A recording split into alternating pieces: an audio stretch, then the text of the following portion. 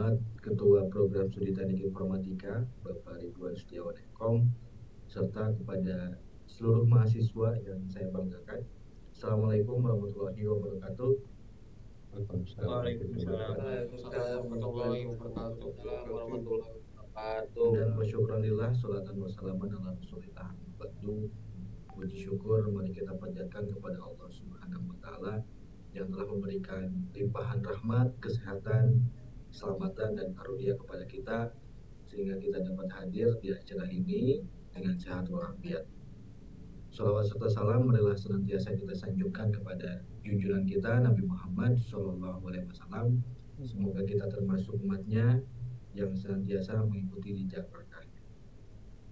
Hadirin yang saya hormati, hari ini kita akan bersama-sama mengikuti rangkaian acara sosialisasi kerja praktik dan magang MBKM Mandiri jurusan Ilmu Komputer Institut Teknologi Garut, yaitu program studi Teknik Informatika dan Sistem Informasi Institut Teknologi Garut.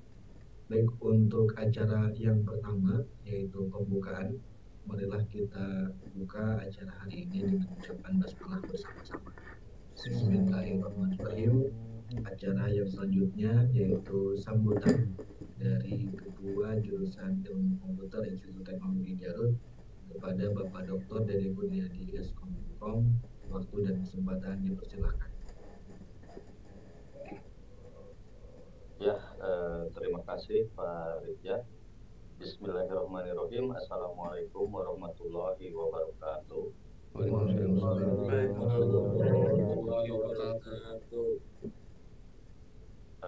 Alhamdulillah, sebelumnya mukadimah saya ikut ke pembawa acara ya. Alhamdulillah pada malam hari ini saya ucapkan terima kasih kepada masing-masing.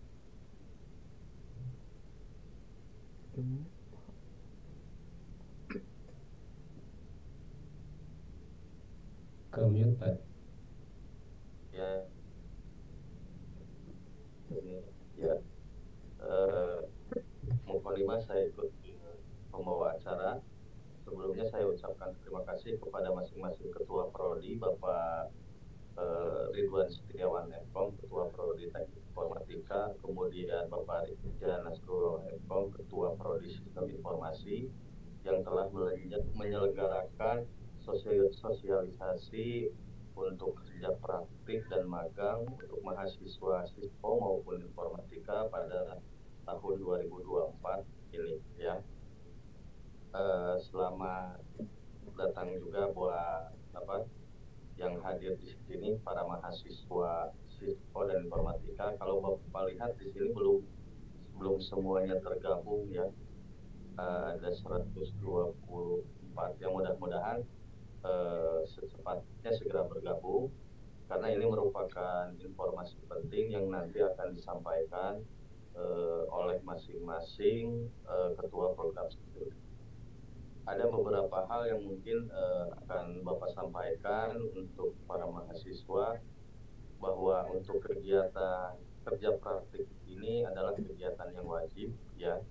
Jadi mata kuliah kerja praktik ini wajib diikuti karena salah satunya adalah menjadi prasyarat ketika nanti akan mengambil atau mengontrak skripsi ya atau tugas akhir di semester berikutnya atau di semester 7 ya. Nah, informasi yang nanti akan disampaikan oleh para masing-masing prodi itu sama ya intinya. Jadi karena kita di jurusan ilmu komputer, jadi untuk nanti mungkin oleh masing-masing prodi akan ditawarkan untuk kerja praktik ataupun magang ya. Nah nanti skema magangnya ataupun kerja praktiknya silahkan kalau misalkan para mahasiswa masih bingung atau yang lainnya langsung nanti ditanyakan ya. Jadi untuk kegiatan kerja praktik masing-masing prodi ini dikoordinatori langsung oleh ketua program studinya masing-masing. Nah untuk KP ini dilaksanakannya memang pada bulan Juli Agustus ini ya, atau mungkin ada yang sampai September. Namun nanti ketika angkatan 2021 ini yang ngambil kerja praktek itu karena kita kerja praktek dulu tapi mengontrak mata kuliahnya nanti pas sudah dibuka perwalian, karena ini agar untuk mengefektifkan dari sisi waktu. Jadi kalau beberapa orang yang akan bertanya apakah harus dikontrak dulu, ya wajib dikontrak. Jadi nanti dikontraknya setelah mengisi FRS di ISNET istilahnya setelah dibuka, tapi pelaksanaannya sudah bisa dimulai mulai bulan. Jadi seperti itu mungkin ya. Jadi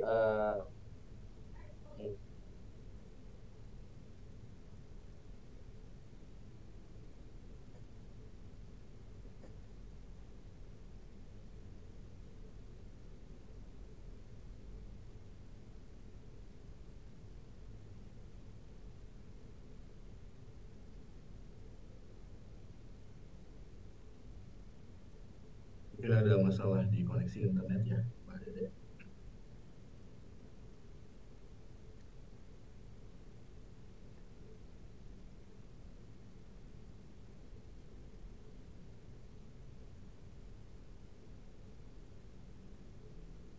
mohon maaf kok barusan tiba-tiba keluar ya. Ya. Tadi sampai mana ya?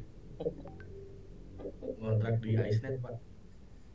Oh ya, jadi ini Bapak lewat HP ya, jadi ada terputus-putus koneksinya. Jadi pada intinya pelaksanaan kerja praktek ini dilaksanakannya mulai bulan Juli ini ya, bisa sampai sampai Agustus ataupun September ya. Jadi nanti kalian yang melaksanakan kerja praktek ini karena angkatan 2021 angkatan akhir itu dosen walinya akan ditangani oleh jurusan secara langsung ya. Jadi mungkin apa istilahnya nanti yang untuk kerja prakteknya memang dilaksanakan bulan ini sampai Agustus ataupun sampai September, kecuali yang magang. Nanti kalau untuk yang magang ada skema waktunya yang akan dijelaskan oleh masing-masing ketua program studi ya. Jadi pada intinya tolong kepada seluruh mahasiswa untuk menyimak dengan baik apa yang akan disampaikan oleh masing-masing prodi, baik terkait mekanisme, teknis, perizinan, atau hal-hal lainnya yang nanti disampaikan. Karena ini hal menjadi penting sebagai syarat nanti Anda bisa melanjutkan untuk melanjutkan skripsi ya. Jadi skripsi tugas akhir ini bisa diambil jika sudah menyelesaikan kegiatan magang atau kerja praktik ya. Jadi mungkin itu saja untuk Pak Rizja dan Pak Ridwan, sedikit informasi yang bisa Bapak sampaikan. Sekali lagi pada mahasiswa silakan simak dengan cermat ya. Jika ada hal-hal yang kurang dipahami silakan langsung ditanyakan.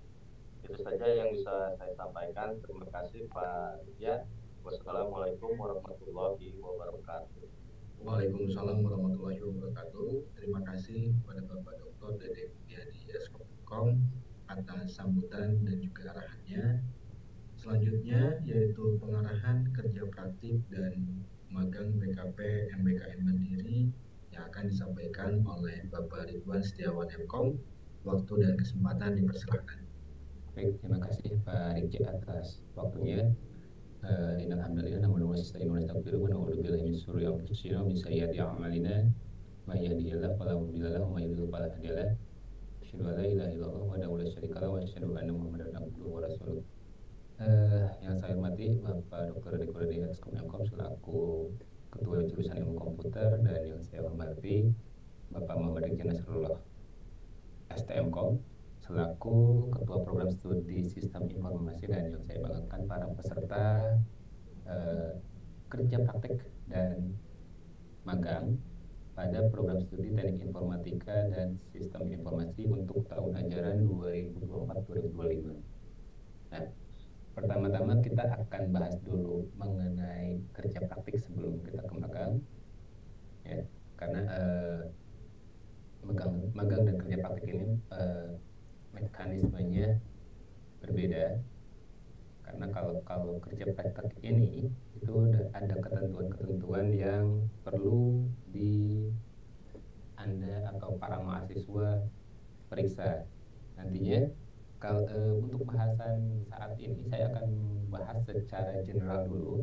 Nanti untuk spesifik program studi nanti akan disampaikan oleh masing-masing program studi baik via grup ataupun dari buku Handali. Nah, kerja praktik sendiri itu ngapain aja sih? Kerja praktik kalau dari definisi ya adalah suatu latihan dan menggunakan metode pendekatan laboratori, atau kalau bahasa akademisnya untuk kerja praktik di mahasiswa teknik sendiri adalah bagaimana Anda para mahasiswa itu menyelesaikan permasalahan yang ada di tempat magang, baik itu misalkan Anda tempatkan magang terus misalkan ditempatkan suatu unit, ataupun misalkan Anda dikasih sebuah proyek yang dari tempat magang tersebut yang itu adalah aktivitas nyata, sehingga nantinya itu memberikan pengalaman kepada para mahasiswa bagaimana menyelesaikan permasalahan sesuai dengan program studi masing-masing. KP sendiri membuatnya 2 SKS ya. Dan ini adalah salah satu syarat wajib untuk seluruh mahasiswa di ITG apabila Anda mau lulus ya. Nah, syarat pengambilan KP sendiri itu ada di mata kuliah atau ada di semester 7. Semester 8 bisa ya, semester 8 bisa. Jadi mahasiswa yang misalkan nanti secara prasyarat ternyata tidak bisa mengambil pada semester 7 ini, bisa melaksanakan KP-nya di semester 8 ya. Apakah itu akan berdampak? Ya pasti akan berdampak ke masa waktu atau lama waktu penyelesaian studi.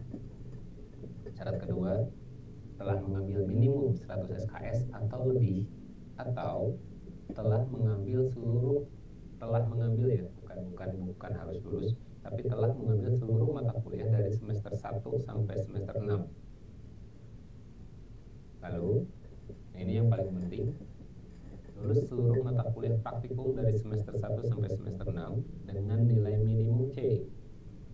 D boleh, D hanya diperbolehkan apabila nanti akan diperiksa dulu oleh masing-masing koordinator program studi, koordinator KP program studi sendiri, nanti akan memeriksa apakah posisi D-nya tersebut masih memungkinkan Anda mengikuti KP pada saat semester 7 atau semester 8. Tapi yang jelas, untuk mahasiswa yang ada nilai D pada semester 1 sampai semester 6 praktikum ya, mata kuliah praktikum dari semester 1 sampai semester 6 ada yang nilai D, maka tidak diperkenankan untuk melaksanakan KP pada saat liburan.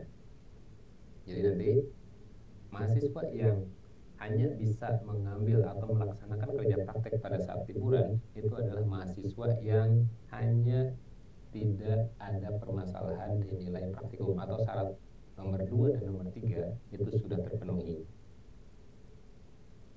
Lalu tata tertib semester ganjil dan semester genap berlaku setiap 1 semester. Masa KP adalah minimal ya, jadi bukan Anda di tempat KP 1 bulan enggak, tapi minimal 4 minggu sampai 12 minggu, jadi antara 1 sampai 3 bulan, tergantung dari setiap perusahaan yang meminta Anda pelaksanaan KP. Lalu bagaimana nanti di surat pengantar? Surat pengantar sendiri hanya bersifat merekomendasikan minimum 25 hari kerja. 25 hari kerja itu kan 1 bulan. Kalau dipotong misalkan 4 atau 5 hari untuk hari Minggu, sehingga pelaksanaannya minimum 25 hari. Adapun kalau misalkan perusahaannya minta 3 bulan, minta 2 bulan, itu dipersilahkan.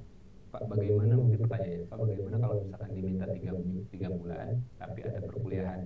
Ya nanti tinggal dikomunikasikan aja dengan pihak perusahaan ya, tempat Anda KP, diperkenankan gak kalau misalkan Anda harus ambil aktivitas kuliah sehingga tidak sepenuhnya melaksanakan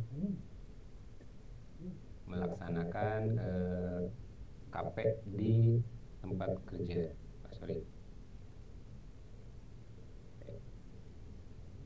Lalu pembimbing akademik nanti akan ada pembimbing KP, akan ada pembimbing KP sendiri ya. Jadi pembimbing KP itu ada dua. Yang pertama pembimbing lapangan dari tempat Anda kerja praktek, dan pembimbing KP dari akademik untuk menyusun laporan dan berkonsultasi terkait aktivitas pengerjaan Anda, pengerjaan apa yang dikerjakan di tempat KP. Dan untuk pembimbing akademik sendiri, pembimbing yang KP sendiri itu diperkenankan memilih dosen ya, memilih dosen sesuai dengan prinsipnya nanti siapa cepat dia dapat, bukan siapa duluan nge-WA dosen lalu nanti dosen tersebut meng-approve, enggak. Tapi untuk KP sendiri, siapa yang duluan nanti menyelesaikan administrasi dari mulai persyaratan sampai nanti pengajuan SK atau pengajuan surat KP. Karena untuk KP sendiri kita masih menggunakan manual, yang baru tersistem itu baru sidangnya saja, sehingga untuk aktivitasnya nanti akan disiapkan dari mulai pemaparan, dari mulai Anda nanti mengajukan surat, lalu Anda mendapat surat balasan, sampai nanti mengajukan pembimbing akademik ya. Nah, apabila kerja praktek tidak selesai dalam waktu 1 semester, nah ini yang harus diperhatikan untuk semuanya. Maka kalau Anda misalkan ngambil mata kuliah, ngambil praktikum, kerja praktek di semester ganjil, lalu misalkan Anda tidak selesai KP itu sidang ya, bukan selesai KP-nya, selesai KP itu sidang, lalu misalkan ternyata Anda tidak selesai di semester ganjil tersebut, maka ada konsekuensi, ada 2 konsekuensi. Konsekuensi yang pertama adalah Anda diwajibkan mengganti tempat KP, berarti KP-nya diulang lagi, ngajuin surat lagi dari awal lagi, lalu membayar uang perpanjangan administrasi serta mengambil kembali di FRS. Nah, untuk perpanjangannya sendiri saya kurang tahu apakah itu harus bayar full kembali bayar KP, karena kalau nggak salah bayar KP sendiri itu sekitar 1 juta kalau nggak salah ya. Kalau nggak salah, tapi kalau pastinya besok bisa Anda tanyakan, besok hari Senin bisa Anda tanyakan ke bagian keuangan Pak Yusuf untuk nominal pembayaran KP. Ya. Oke. Bentar. Nah, alur pelaksanaan KP. Yang pertama, anggaplah ini kalau misalkan Anda sekarang nggak perwalian dulu ya.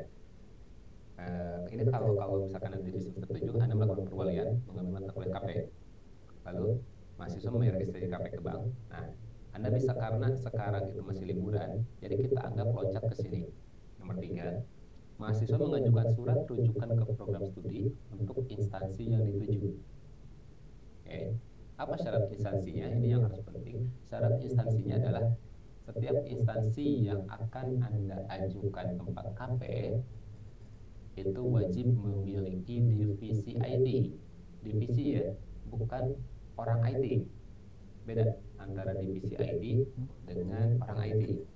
Karena kalau divisi IT, contoh kalau di ITG itu divisi IT itu ada di ASPD atau di USI, di mana ada ketuanya Pak Yosef, lalu staf-stafnya ada Pak Iqbal, Pak Galih dan sebagainya. Ya, yang itu disebut sebagai divisi, kumpulan orang-orang yang emang fokus untuk menangani IT di sebuah perusahaan atau di instansi tersebut. Jadi kalau misalkan contoh sekolah bisa Pak, kalau ada khusus untuk divisi IT-nya itu diperkenankan. Tapi untuk saat ini kemungkinan besar kami akan melakukan beberapa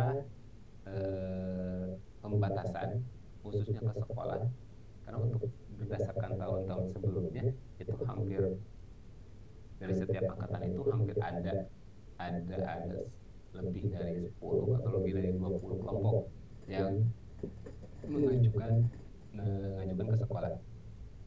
Lalu ada beberapa dinas juga dan perusahaan yang kami sudah blacklist, itu tidak bisa kami jadikan tempat KP lagi. Nah, lalu ketika Anda nanti sudah mengajukan surat, ini syarat dulu ya. Syarat Anda mengajukan surat adalah yang pertama tadi, tolong dicek mata kuliah semester 1 sampai semester 6 itu wajib lulus. Pak, ada mata kuliah, kalau di informatika itu ada mata kuliah semester 6 itu praktikum pemrograman mobile ya, satu ya. Nah, praktikum pemrograman mobile sampai saat ini karena baru selesai UAS itu belum masuk nilainya.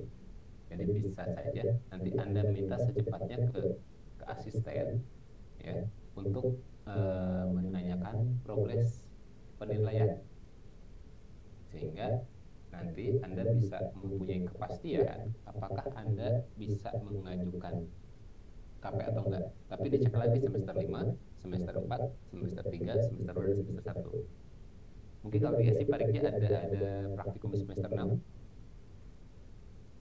Kalau di SI nggak ada Pak. Berarti udah habis ya? Udah habis ya. Oke, berarti kalau SI tinggal dicek aja semester 5, semester 4, semester 3, semester 2, semester 1 apakah sudah aman praktikumnya atau belum ya. Kalau belum, tadi kalau misalkan contoh ada nilai D, nah Anda wajib konsultasi dulu ke ketua prodi atau ke koordinator kerja praktek Parikja untuk sistem informasi. Termasuk juga yang untuk informatika kalau ada nilai D wajib konsultasi dulu. Tapi ini tidak bisa melakukan KP-nya pas liburan. Mahasiswa yang bisa KP pas liburan itu hanya mahasiswa yang tidak ada permasalahan di nilai. Nah, setelah dicek baru bisa mengajukan surat rujukan ke program studi. Ya. Nah, beberapa dinas yang kami blacklist, yang pertama dinas sosial, karena beberapa kali ada pengalaman tahun kemarin, beberapa mahasiswa yang melakukan kerja praktek di dinas sosial itu di sana tidak ada orang IT. Ya. Yang kedua, Anda bilang ada orang IT tapi tidak mengarahkan secara real itu dalam aktivitas pembuatan sesuai dengan profil lulusan prodi. Yang kedua, kalau perusahaan itu aduh saya lupa kalau perusahaan namanya, ada perusahaan alumni yang kami blacklist ya, blacklist tidak diperkenankan untuk perusahaannya Asgardian itu tidak diperkenankan lagi Anda melakukan KP di sana. Kedua, ada dinas sosial sama Asgardian yang tidak diizinkan untuk mengajukan KP ke sana. Ya, blacklist kenapa di blacklist? Karena tadi yang kalau dalam tanda kutip lah ada kong kali kong, sehingga KP-nya tidak benar-benar sesuai dengan aktivitas nyata. Ya. Lalu, nah nanti ketika Anda sudah mengajukan surat, apakah langsung jadi? Enggak. Mengajukan surat itu paling cepat 3 hari. Ya. Paling cepat 3 hari kerja. Jadi kalau misalkan hari Senin Anda mengajukan, itu Anda ya syukur-syukur kalau Pak Ugi atau Pak Dian nanti sedang tidak ada kendala, mungkin 1-2 hari bisa selesai. Tapi biasanya untuk SOP minimum penyelesaian surat itu di 3 hari. Jadi alangkah baiknya kalau nanti mau menanyakan setelah 3 hari baru ditanyakan. Ya. Kenapa? Karena yang untuk surat keluar sendiri itu ditandatangani oleh Pak Rektor. Ya. Lalu mungkin pertanyaan pasti bakal ada yang gini, Pak, bisa nggak kalau saya mengajukan surat lebih dari 1 sekaligus? Tidak bisa. Kenapa tidak bisa? Karena gini, resikonya ketika Anda mengajukan surat lebih dari 1, pertanyaannya sederhana, ketika Anda di satu instansi diterima, lalu instansi B diterima, nah ketika Anda meng-cancel, maka Anda menutup kemungkinan untuk teman-teman yang lain masuk, karena ya Anda keluar masuk seenaknya. Sehingga untuk Anda dinyatakan ketika surat keluar surat ke dinas atau surat ke perusahaan sudah keluar, maka Anda harus menyampaikan dulu ke tempat perusahaan, lalu harus ada surat nomor 4, ada aktivitas nomor 4, yaitu menyetujui dengan mengirimkan surat balasan. Kalau menolak, ya menolak pun juga harus ada surat balasan. Ya. Nah, setelah kalau sudah ada surat balasan, baru Anda menyerahkan formulir KP atau nanti mengisi form. Nanti formulirnya akan saya share, di mana isian formnya sendiri itu ada nomor surat Jadi ketika Anda nanti, nomor 3 sendiri, ketika Anda sudah mengajukan surat dan suratnya sudah ada, tolong yang pertama suratnya di-scan, lalu difotokopi. Scan-nya simpan, nanti karena akan dilampirkan di laporan KP, lalu fotokopiannya Anda pegang. Pas ketika nanti kalau misalkan nanti kita nggak tahu di luar di dinas atau di perusahaan tempat kita mengajukan surat itu suratnya nyampe atau tidak, atau ada masalah atau tidak, atau misalkan harus bagaimana, sehingga kalau ada salinan Anda lebih aman ya. Nah, apabila mahasiswa tidak diterima, maka kembali ke poin 3, berarti mengajukan surat kembali. Baru ketika Anda sudah mendapat penolakan dari tempat KP, baru Anda diizinkan untuk mengajukan surat kembali. Lalu mahasiswa menerima kartu bimbingan ya. Mahasiswa melaksanakan 25 hari kerja, bukan 25 hari kerja, sesuai dengan permintaan itu KP. Lalu mahasiswa mendapatkan SK bimbingan dari program studi melalui email. Jadi tolong emailnya nanti diaktifin. Kalau yang sampai saat ini nggak pernah aktif atau nggak pernah dibuka, tolong dibersihin dulu sampah-sampahnya atau email-email yang belum dibacanya, sehingga nanti baik dari saat ini Anda KP atau sambil nanti skripsi, itu email bakal mulai aktif digunakan untuk seluruh aktivitas baik skripsi, KP ataupun nanti Anda penelitian. Ya. Nah, yang berikutnya nomor 8, mahasiswa tidak diizinkan melakukan bimbingan kepada pembimbing akademik sebelum menerima SK. Pak, SK-nya kan lagi liburan, kan belum ada SK. Ya, nanti kita akan bahas teknis untuk SK ini, siapa dibimbing oleh siapa. Selanjutnya, mahasiswa apabila misalkan sudah menyelesaikan KP, nanti mahasiswa mengajukan menyerahkan seluruh persyaratan sidang. Nanti persyaratan sidang akan masing-masing ketua program studi atau masing-masing koordinator KP umumkan di grupnya ya, persyaratannya, dan nanti akan diinput ke PES, Psiketik, sistem informasi sidang kerja praktek. Lalu bagian akhir juga jangan lupa pas ketika Anda sudah selesai 25 hari kerja atau sudah sesuai dengan pada akhir-akhir minggu akhir atau hari-hari terakhir, 5 hari atau seminggu terakhir Anda di tempat KP, Anda meminta nilai kepada pembimbing lapangan. Nilainya di mana, Pak? Nilainya dari prodi, nanti tinggal Anda datang ke prodi, minta ke Pak UI surat penilaian lapangan. Ini hanya diberikan ketika Anda nanti sudah mau selesai. Lalu mahasiswa melakukan penyusunan laporan dan sebagainya, mengajukan sidang ya. Lalu mahasiswa melaksanakan sidang kerja praktek. Sebelum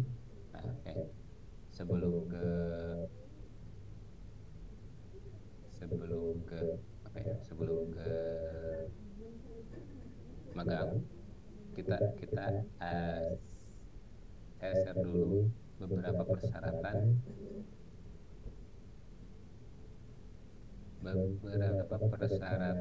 yang diperlukan pada saat KP.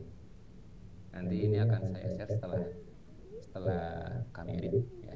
Nanti akan dikirimkan melalui grup ya. Yang pertama ada buku kendali. Buku kendali ini Anda isi kapan? Anda isi dari sekarang boleh ya. Nanti ini visi misi, profil lulusan, ada profil lulusan. Kenapa harus ada profil lulusan? Profil lulusan ini adalah menggambarkan apa pekerjaan yang mungkin bisa Anda ambil ya nanti di tempat KP. Berarti boleh programmer, boleh.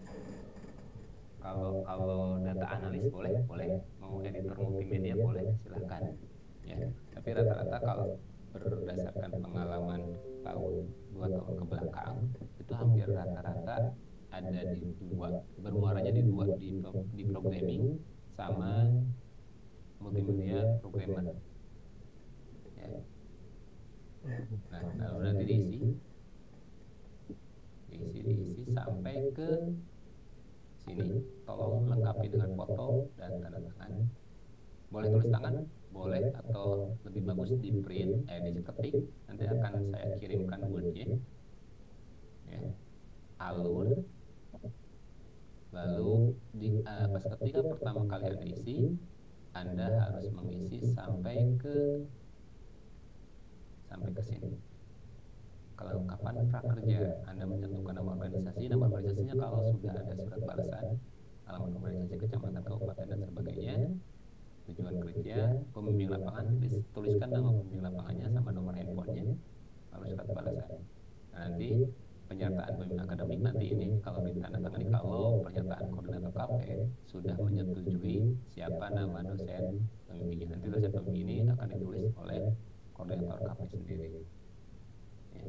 Nah, itu yang pertama, buku kendali kerja praktek.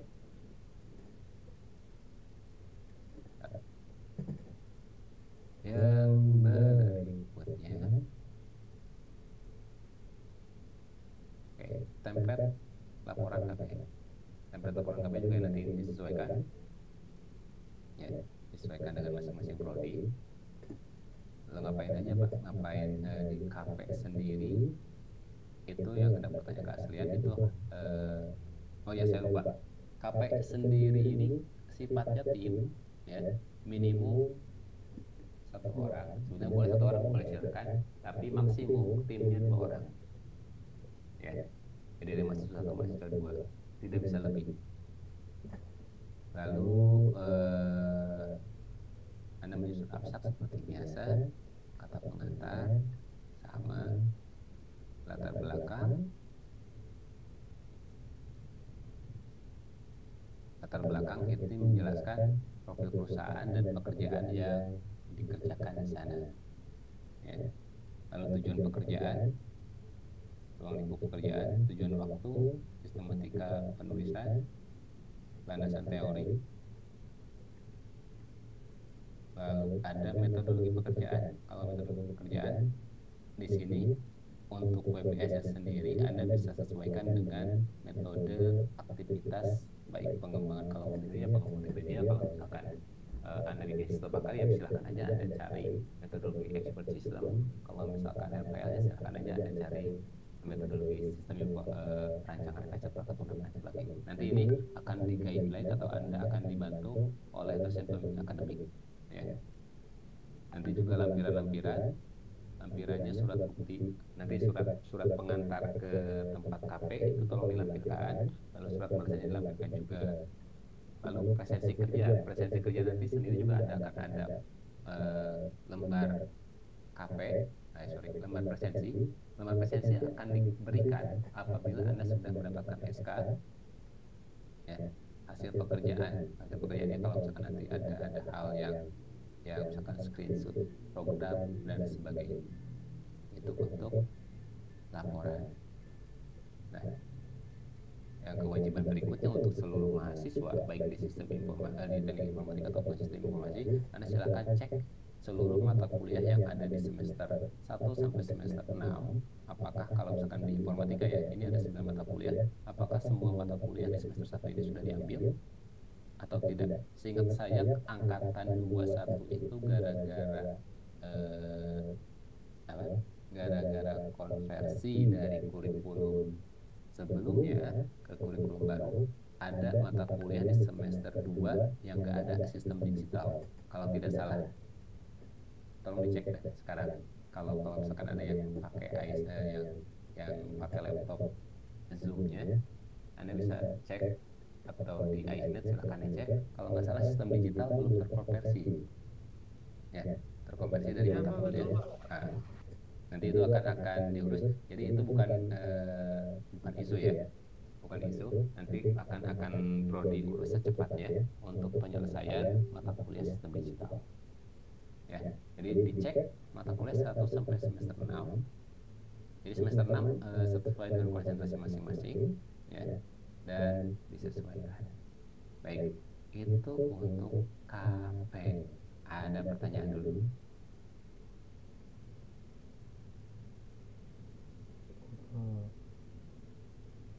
Belum, ya. Mohon mic aja. Pak Iman, Ya Pak.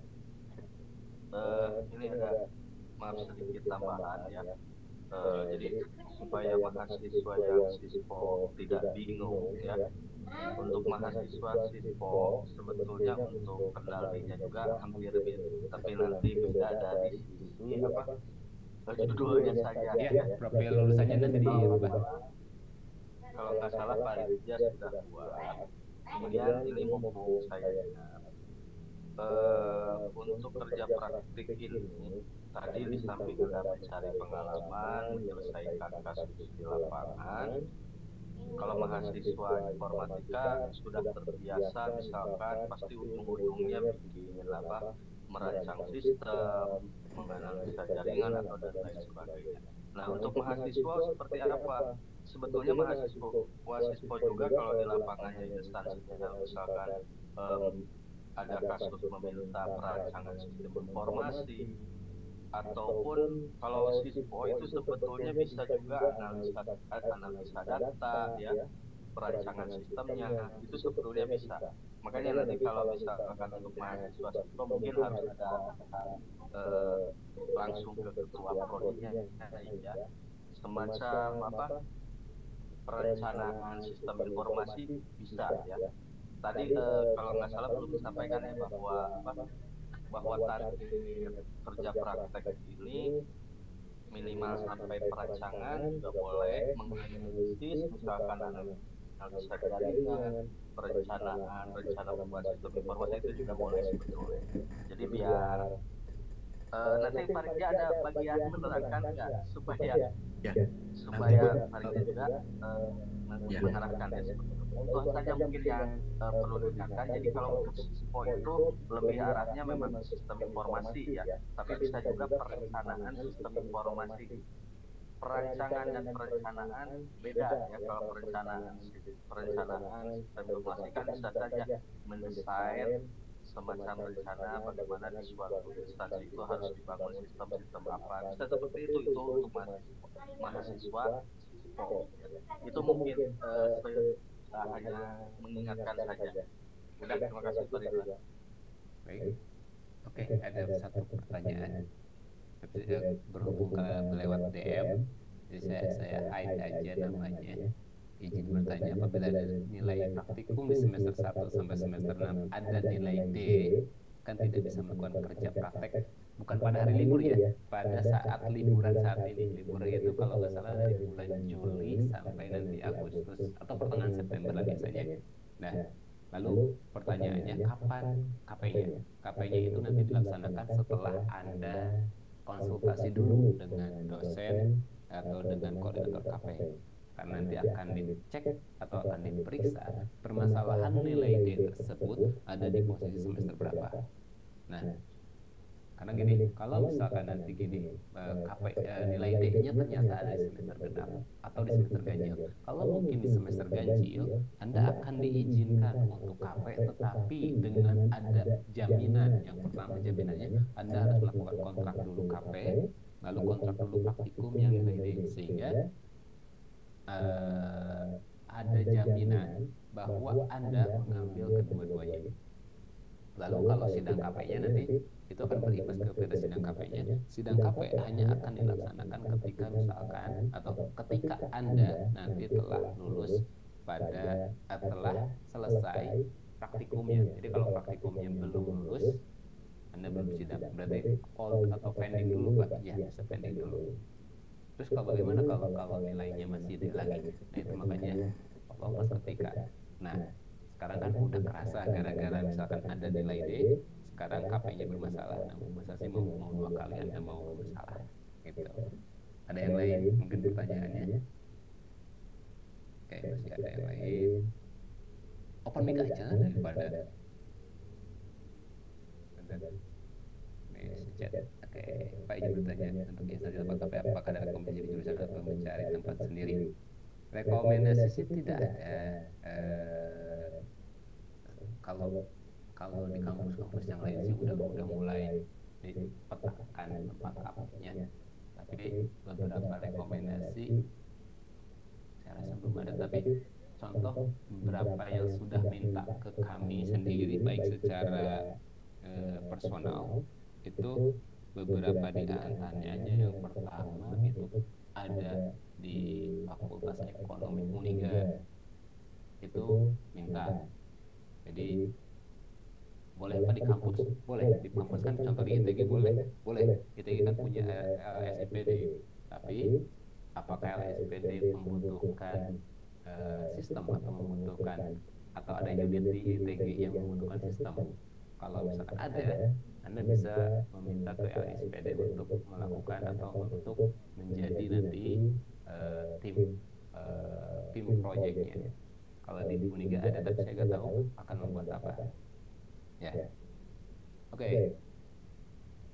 Satu tempat KP boleh lebih dari satu kelompok, sangat boleh, silakan. Ya. Izin bertanya Pak, saya masih bingung bagaimana mencari perusahaan yang menerima KP. Biasanya sih Anda diskomunikasi.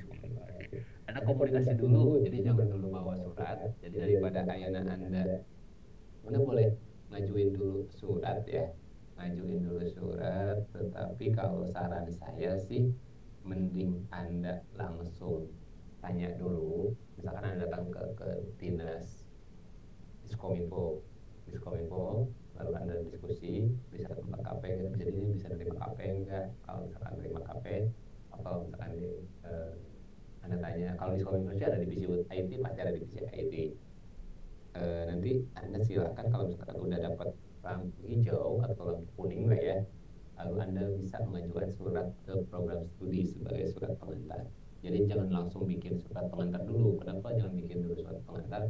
Karena kalau bikin surat pengantar dulu, repotnya kalau misalkan Anda sudah capek-capek bikin, ternyata langsung ditolak, atau misalkan ada penundaan jawaban atau lama menjawabnya. Nah itu kan bakal membuat Anda makin lama juga. Ya. Jadi satu tempat KP boleh beberapa kelompok, pengalaman ada sampai 5 kelompok, 6 kelompok pun juga ada. Satu kelompok 2 orang ya.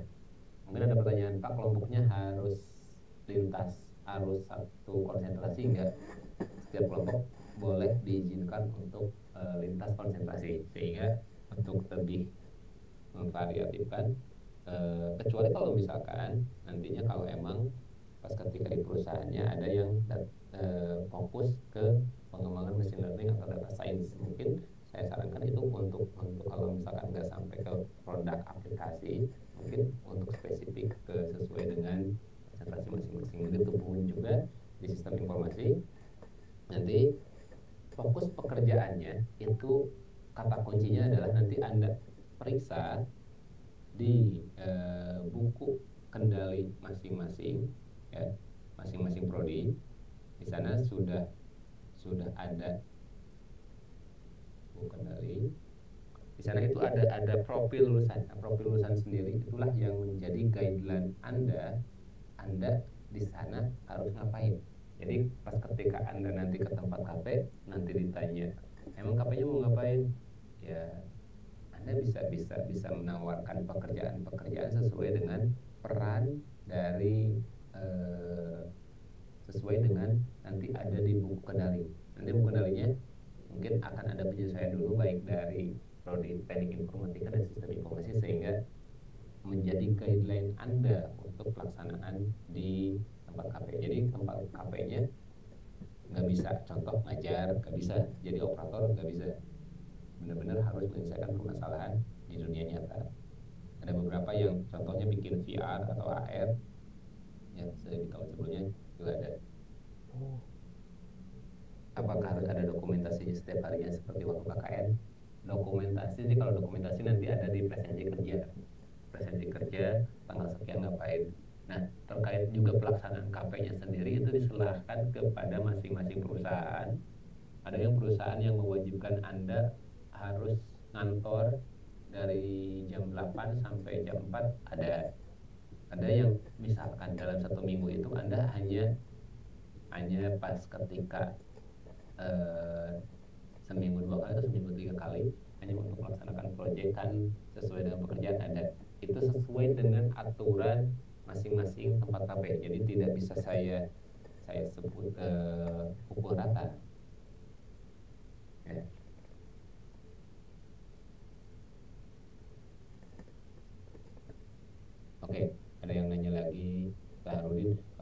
tinggal bikin surat aja, tapi kan harus periksa dulu.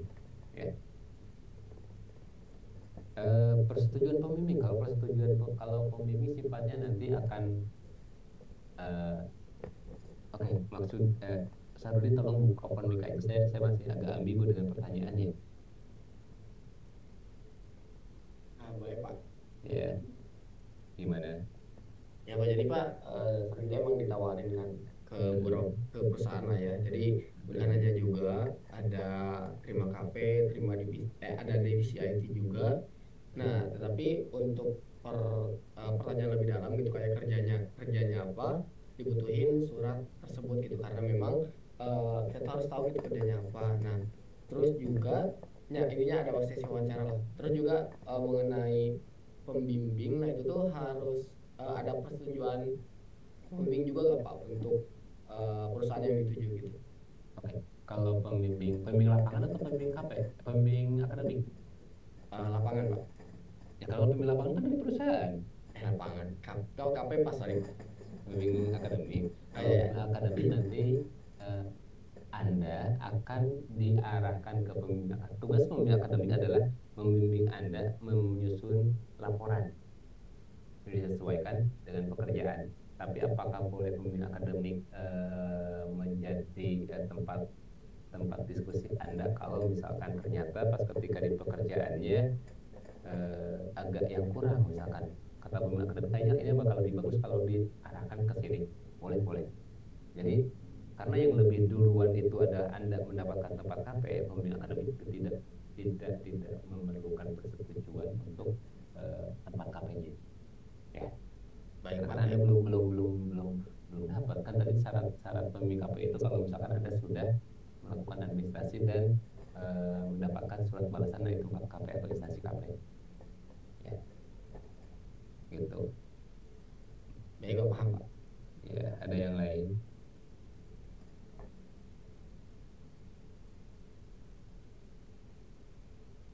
Oke. Tolong nanyanya jangan via WA ya, jadi kalau via WA saya nggak terlalu ini. Izin bertanya. Iya, gimana? Agak melenceng tadi untuk pembayaran kalau anak beasiswa gimana Pak? Kalau anak saya kurang tahu, bisa ditanyakan nanti hari Senin ke Pak Yusuf ya. Saya nggak bisa menjawab. Baik Pak, terima kasih. Karena kalau saya jauh bahaya. Oke. Jangan pertanyakan ke WA ya. Kalau ke WA saya tapi saya bacain deh. Mau mengajukan KP ke organisasi tapi mendapat penolakan itu kan kalau misalkan Anda sudah mengajukan surat, lalu misalkan ada surat balasan ternyata ditolak, nah itu baru ditolak. Tapi sampai saat ini sih belum pernah ada mahasiswa yang ngajuin KP lalu ditolak berkali-kali, enggak ada. Alhamdulillah, biasanya rata-rata karena ada komunikasi dulu, pas ketika itu langsung bisa KP. Oke, lalu penyelesaian administrasi ada waktunya. Ya karena tadi syarat mendapatkan pembimbing KP itu kalau misalkan Anda sudah bayar. Jadi kalau misalkan Anda belum bayar, ya Anda makin lama lagi menyelesaikan KP-nya. Itu aja sih. Ya, terkait nominal dan sebagainya silahkan nanti bertanya ke bagian keuangan. Ya. Baiknya mungkin ada tambahan. Bapak mohon maaf izin bertanya Pak. Iya. Kalau dari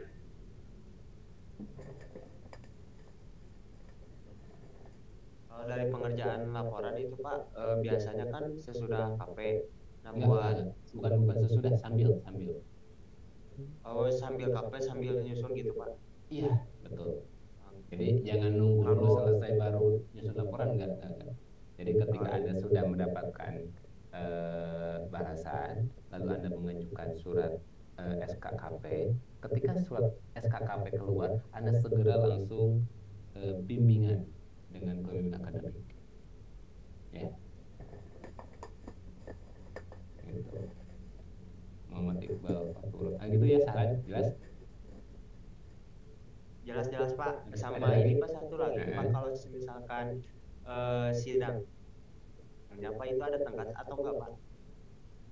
Ada ada tenggatnya enggak Pak? ada nanti timeline akan saya share juga. Nanti timeline akan kami sesuaikan apakah mau nanti timeline pelaksanaannya. Tapi timeline pelaksanaan karena kita ada di jeda libur ya, mungkin timeline pelaksananya itu akan dibataskan ke timeline reguler ke semester 7. Jadi nanti timeline reguler semester 7 itu awalnya kapan, endingnya kapan, sehingga nanti tapi rata-rata biasanya ini terkait dari sebelumnya batas akhir pengajuan surat KP itu untuk yang misalkan Anda nggak bisa KP pas liburan itu sebelum UTS minggu ke-5.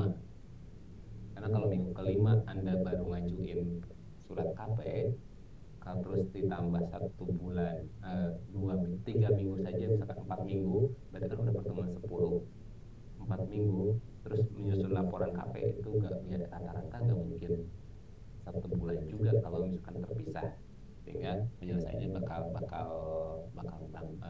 lambat. Jadi nanti akan di share juga timeline KP juga ya. Baik Pak, terima kasih Pak. Oke, Dea Puspita, syarat KP harus mengambil seluruh mata kuliah praktikum. Kalau ada satu mata kuliah praktikum yang belum diambil, nggak bisa. Nanti untuk yang permasalahan praktikum itu tolong nanti koordinasi dengan masing-masing Kaprodi atau koordinator KP untuk mendapatkan solusinya bagaimana ya. Jadi tolong jangan hihi dengan atau jangan main tiba-tiba nanti mengajukan surat, kasihan teman Anda. Oh iya, yang berikutnya juga ini ada pengalaman juga. Pastikan teman yang menjadi satu tim Anda itu orang yang amanah. Karena beberapa kali pengalaman, temennya tajin, yang satu lagi ngilang. Bisa sidang? Gak bisa. Gitu. Jadi tolong pilih-pilih teman KP-nya yang amanah, sehingga nanti tidak menghambat Anda dalam pelaksanaan KP. Kalau ingin tenang sendiri aja ya. Betul. Tapi agak repot sih kalau sendiri enggak. Boleh, tapi nggak disarankan juga. Karena nanti sidang itu tidak 1 orang. Kalau timnya ada 2 orang, dua-duanya juga harus bisa bakal penilaian terpisah. Ya, betul. Nanti gak ditanya sendiri, Pak Benebeng kan bisa, dari Pak cuma bisa ngoding, gak bisa ngomong. Apakah nanti di sidang bakal ditanya, tetap aja ditanya dua-duanya. Oke. Kalau tidak ada di PCID tidak bisa ya. Jadi udah fix itu, tolong tidak memperdebatkan permasalahan di PCID. Di PCID itu wajib. Ya. Ega menanyakan sebuah tempat tidak ada di PCID tapi ada peran sesuai berdasarkan hukum kendali, tidak bisa. Ya. Lalu Ainun, ya, waktu KP itu dibebaskan Pak, misalkan di Garut harus 2 bulan. Di luar kota 1 bulan. Kalau mau di luar kota, pengalaman beberapa mahasiswa tahun kemarin ada yang di Bandung, ada yang di Jakarta juga ada. Ya. Koordinator KP itu siapa Pak? Astagfirullah, masih nanya koordinator KP. Koordinator KP itu ketua program studi masing-masing. Terus Pak Dede udah menjawab. Tadi udah dijelaskan tuh. Batasan proyek di KP, nah itu pentingnya Muhammad Iqbal Fatur Rahman, itu pentingnya di PCID. Karena kalau ada di PCID, kenapa wajib ada di PCID? Karena nantinya akan menyesuaikan dengan, karena Anda magang atau KP, ya pasti kalau ada di PCID pasti membuat atau mengarahkan, memberikan pekerjaan kepada Anda itu sesuai dengan batas yang pertama. Misalkan Anda KP-nya cuma 2 bulan, ya pasti bakal taki-taki atau ancang-ancang pekerjaannya itu hanya bisa diselesaikan dalam waktu 2 bulan, dan pekerjaannya itu dilakukan misalkan dengan tim 2 orang. Kalau misalkan satu proyek digarap oleh beberapa kelompok, pengalaman ada. Tapi karena itu kalau ada peran di PCID itu bakal membelah masing-masing modul berdasarkan kelompok pun juga itu bakal peran divisi IT di sana. Jadi kalau kalau tidak Anda tidak kalau tadi permasalahan divisi IT itu Anda hilangkan, ya repotnya nanti ke sana. Ya. Oke, ada lagi? Oke, meminta dibuatkan landing page lagi. Nah, ini mau sama aja Muhammad Iqbal, tolong tidak mencari kesempatan mempersingkat ya, karena yang menentukan scope itu adalah divisi IT. Kalau membuat landing page aja, kalau landing page itu 10 menit atau 15 menit juga Anda copy paste dari ChatGPT udah bisa langsung beres. Ya. Jadi tidak mencari celah.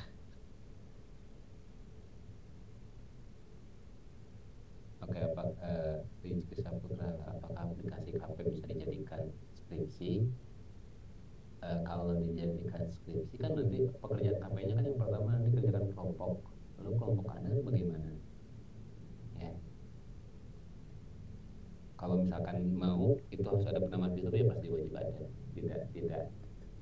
Tidak misalkan program KP beres lalu jadi skripsi, ya kalau itu mah data KP atau bukan data skripsi. Ya. Oke, sambil jalan mungkin di sini saya lanjutkan lagi dengan aktivitas magang. Ya. Jadi alhamdulillah sih kalau berdasarkan jadi MSIB studi independen atau magang bersertifikat atau kampus merdeka saat ini itu ada 2 untuk di ITG sendiri. Yang pertama ada magang flagship yang diselenggarakan oleh MBKM Mandiri. Ya. Yang kedua ada magang atau SIB yang dilaksanakan oleh Mandiri. Magang yang dilaksanakan oleh Mandiri secara prinsip itu hampir sama atau sama dengan aktivitas magang yang flagship. Nah, perbedaannya adalah kalau magang Mandiri itu pengelolaannya itu dilakukan oleh internal Institut Teknologi Garut. Nah, kenapa saat ini kita melakukan pengarahan KP ini agak setelah selesai beberapa hari dari UAS, karena kami ingin program studi sendiri atau jurusan sendiri ingin mencari atau ingin membuka peluang sebesar-besarnya kepada seluruh mahasiswa khususnya di jurusan ilmu komputer itu untuk melaksanakan magang mandiri dan terkonversi sebanyak 20 SKS. Dan mahasiswa yang magang sendiri itu tidak perlu melakukan sidang KP. Sidang KP tetap ada, tapi tidak menggunakan format KP. Jadi hanya melaporkan atau hanya expose pekerjaan apa yang sudah dikerjakan di tempat magang. Nah, beberapa perusahaan yang sudah fix melaksanakan atau menerima magang, yang pertama adalah LSKK ITB. Ini bisa term and condition-nya bisa menanyakan ke Bu Dewi, ya, Bu Dewi Tresnawati. Terakhir kalau semester kemarin itu ada 7 orang senior Anda yang magang di sana, yang punya konsentrasinya itu baik konsentrasi multimedia, ya, atau interaktif multimedia, lalu computer science sama software engineering. Itu. Nah, fasilitas yang diberikan di LSKK ITB itu cuma memberikan fasilitas ada mes, tapi hanya untuk laki-laki. Lalu bagaimana Pak kalau misalkan, nah kalau senior Anda itu kemarin sih kumpulin dana terus iuran sewa kos-kosannya bareng-bareng sehingga lebih mudah. Lalu yang kedua PT Keyword Internasional. Kalau PT Keyword Internasional kami belum menerima spesifik bidang keilmuan, ya, apakah ke software engineering, kalau siswa ke data science dan sebagainya, itu spesifik keilmuannya belum. Tapi terakhir sih open untuk semua bagian, untuk semua konsentrasi PT Keyword Internasional. Hanya saja untuk PT Keyword Internasional sendiri yang bisa dimagang, meskipun ada kantornya di Bandung, tetapi hanya diizinkan magangnya yang di Jakarta. Ya, magang di Jakarta, terus nanti akan ada rekomendasi kalau misalkan mahasiswa yang berangkat ke sana gitu butuh informasi atau butuh dicarikan mes atau kos-kosan yang representatif dan dalam masih sesuai dengan budget mahasiswa itu nanti akan diinformasikan oleh PT Keyword International. Ya. Lalu nolimit.id, kalau nolimit.id ini khusus mahasiswa yang kalau di informatika itu computer science, sama di sistem informasi itu data science, ya. Itu, nah untuk jumlahnya sendiri kami belum mendapat informasi, tapi terakhir kalau berdasarkan pembahasan itu hanya 1 sampai 2 mahasiswa. Lalu mudah-mudahan kita open. Nah kalau nolimit.id ini untuk kantornya yang di Bandung, lalu fasilitas yang diberikan itu ada mes, ada rumah, ya, ada rumahnya. Anda berarti kantor di sana, kerja di sana, terus ada kalau nggak salah makan siang, berarti Anda hanya tinggal memikirkan transport sama makan malam dan makan sarapan mungkin. Dan yang terakhir ini Kabapers. Kabapers ini khusus untuk mahasiswa yang multimedia. Nah teknisnya sendiri, Kabapers sendiri itu akan kantornya di Bandung, tetapi pengerjaannya itu bisa hybrid. Jadi ada hybrid. Hybridnya di mana? Jadi bukan hybrid Anda di rumah, tapi nanti di kampus itu akan disediakan ruangan khusus. Jadi Anda kantornya ke kampus, jadi setiap hari ke kampus, dan ada hybrid dengan pihak kampus dengan online dari pagi sesuai jam kerja. Dan yang terakhir sih assembler, ini untuk multimedia. Cuman dia SIB-nya SIB mandiri, tetapi ini ada pendanaan terpisah. Kalau nggak salah minimum kuotanya 10 orang dan budget kalau nggak salah minimum per orang itu di 2,5 juta. Ya, gitu. Mungkin Pak Rija ada yang tambahan untuk magang saya, khususnya yang magang di Kabapers. Ya, kalau jadi ini sebetulnya untuk perusahaan-perusahaan yang sudah kita jajaki ya di pengembangan kemitraan itu totalnya ada sekitar 16. Jadi mereka open sebetulnya untuk kegiatan magang ini. Namun ada beberapa perusahaan yang memang tidak menyediakan tempat untuk mahasiswa melakukan magangnya. Jadi mereka bisa memberikan proyek, namun dikerjakannya dari kampus. Nah itu nanti mungkin itu tidak menjadi prioritas bagi kami untuk saat ini. Jadi yang menjadi prioritas bagi kami yaitu yang sudah disampaikan oleh Pak Ridwan tadi.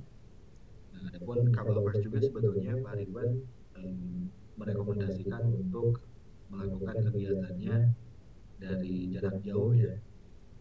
Tapi mereka akan tetap memberikan bimbingan.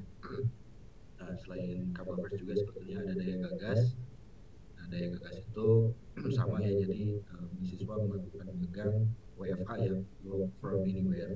Namun tetap untuk pekerjaannya akan didampingi dan harus standby secara full selama jam kerja melalui Google Meet. Jadi tantangannya memang dia harus disiapkan kuotanya gitu ya, kuota internet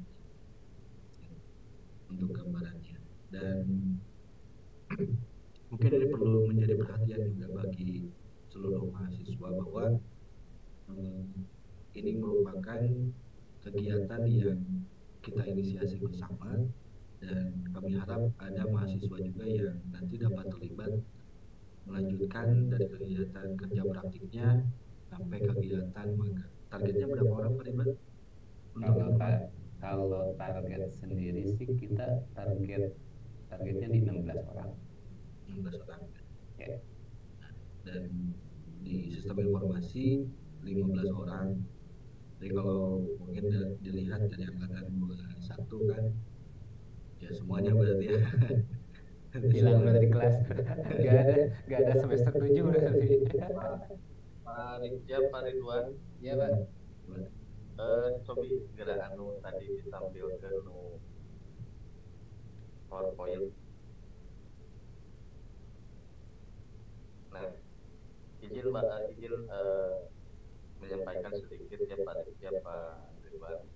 Jadi ini untuk mahasiswa yang sekarang mau semester 7, ini maksudnya jadi program studi menawarkan dua jenis menawarkan tadi kan yang sudah dijelaskan, yang pertama adalah kerja praktek. Nah, kalau kerja praktek berarti itu kan hitungannya 2 SKS ya. Jadi semester 7 itu di samping Anda melakukan kerja praktek tadi misalkan sampai Agustus, berarti melakukan kuliah yang di semester 7 yang diambil. Itu kalau yang ngambilnya KP. Nah, kalau yang ngambilnya magang, nah itu nanti bisa terkonversi 20 SKS semester 7. Itu ya Pak Ridwan Pak Rijal. Iya Pak, betul. Ya, jadi karena tapi nanti juga akan disesuaikan kalau magang ini, karena magang ini yang pertama adalah terbatas, ya, yang kedua ada magangnya yang memang di tempat perusahaannya, misalkan di Bandung, di Jakarta, sehingga kita jurusan program studi memberikan apresiasi jika yang mau magang itu diakuinya sampai 20 SKS, khususnya yang magang memang di tempat-tempat misalkan keyword, misalkan harus di Jakarta atau no limit harus di Bandung, ya, misalkan seperti itu, ya. Nah kalau misalkan saya mah karena magang mah terbatas, dan juga di magang itu jelas-jelas ada seleksi ya, tadi pertanyaan siapa? Pertanyaan Sahrudin. Kalau di magang itu ada seleksinya, ya. Karena magang itu memang kita bekerja, ya, bekerja kasus nyata, ya, jadi challenge-nya agak lumayan, ya, tapi pengalamannya banyak. Jadi seperti itu ya. Jadi misalkan Pak, saya mah tipenya burung batok, misalkan di Garut yang ambil KP boleh. Yang suka tantangan, wah saya mau ambil magang. Ya. Jadi kalau yang ambil magang sekaligus nanti akan mengisi nilai KP, nilai yang lainnya yang sesuai dengan bidang. Nah kalau keyword itu bidang jaringan, software engineering nanti ada. Kalau no limit itu tadi betul ya, untuk sistem informasi sebetulnya no limit cocok, tapi ada coding, ada database dan sebagainya, atau bisa saja no limit ada software engineering. Nah kalau Kabapes ini cocoknya memang teknik informatika yang multimedia, karena di Kabapes Anda akan studi kasus nyata, mulai bikin animasi, kartun dan lain sebagainya. Assembler juga sama ya, assembler multimedia, tapi kalau assembler kalau nggak salah kemarin kita ke sana itu assembler itu bidang multimedia, tapi yang membuat tool untuk membuat multimedia. Itu gambarannya ya. Jadi supaya tidak bingung, jadi tahun ini kita tidak hanya KP tapi menyediakan magang, tapi magang untuk yang minat ke magang jumlah mahasiswanya terbatas. Kemudian yang kedua akan ada seleksi. Jangan sampai kita kirim ke tempat magang Anda tidak bisa apa-apa gitu ya. Tapi kalau KP itu bebas, Anda bisa cari sendiri KP ya. Kalau magang disediakan oleh prodi. Jadi nanti lebih jelasnya bisa tanya ke Pak Rijal atau Pak Ridwan. Itu saja tambahan dari saya, Pak Ridwan, Pak Rijal. Baik, Pak Rijal mungkin ada tambahan lagi? Sudah cukup Pak Ridwan. Oke. Ada pertanyaan lagi terkait magang khususnya? Jadi kalau mungkin pertanyaan apa, kalau saya magang apakah perlu KP? Enggak, karena nanti akan terkonversi secara otomatis. Ya. Yang berikutnya juga, Pak, apakah ada sidang nggak? Tadi sudah saya bilang kalau untuk sidang magang sendiri ada sidang, ya. Kenapa ada sidang Pak? Tapi sidangnya bukan sidang untuk bukan Anda menyusun kembali laporan KP, tapi nanti sidangnya adalah menjustifikasi pekerjaan atau menerangkan pekerjaan proyek ya. Kalau magang ya. Jadi kalau misalkan magang bikin apa, keterangannya beda. Kalau KP menyusun laporan ya. Ya, nantinya pas ketika nanti magang sendiri nanti akan ada format khusus ketika Anda magang, itu akan ada penyusunan laporan. Hampir sama ketika Anda SIB, itu ada laporan akhir ya, laporan akhir project di SIB. Seperti yang kemarin saya minta untuk yang masih sekarang SIB atau yang sebelumnya pernah SIB. Nah, nanti pun juga magang, Anda akan ada time atau pekerjaan yang nanti harus dilakukan dalam laporan. Nah, laporan sendiri, nah, pas magang sendiri, pas sidang magang sendiri atau sidang KP untuk masuk jam magang sendiri, itu adalah tidak perlu merubah format KP-nya, tapi langsung Anda disidangkan.